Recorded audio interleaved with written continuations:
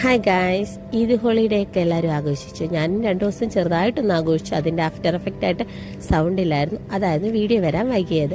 എന്താ പറഞ്ഞു നേരത്തെ ഈദ് ഹോളിഡേ ഞാൻ എൻ്റെ ബ്രദറിൻ്റെ ഫാമിലിയും ബ്രദറിൻ്റെ ഒരു ഫ്രണ്ടിൻ്റെ ഫാമിലിയും കൂടാണ് ഈദ് ഹോളിഡേ ആഘോഷിക്കാൻ ജബൽ ജേസിലാണ് പോയത്, ബാർബിക്യൂ ഒക്കെ ചെയ്യാൻ വേണ്ടി.